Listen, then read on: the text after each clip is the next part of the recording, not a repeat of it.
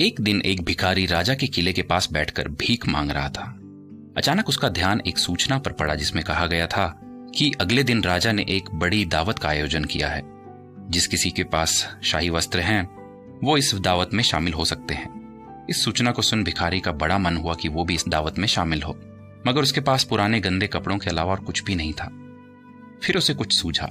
उसने ठान लिया कि वो स्वयं राजा के पास जाकर उनसे उनके कोई पुराने शाही वस्त्र की विनती करेगा और पूरी श्रद्धा से उसने राजा के सामने अपनी इच्छा को प्रकट किया। राजा को उस पर बड़ी दया आई और तुरंत अपने सेवकों को बुलाकर भिखारी को नया शाही वस्त्र धारण करवाया और उसे दावत के लिए तैयार कर दिया।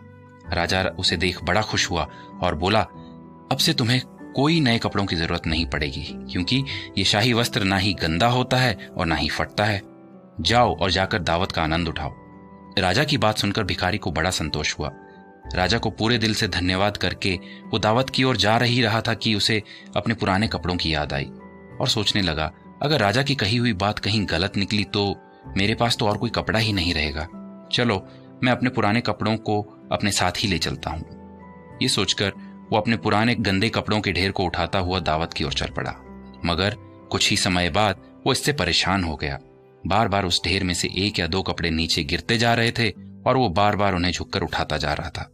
इस कारण वो ना तो दावत और ना ही उसमें परोसे हुए अन्य पकवानों का आनंद उठा पाया।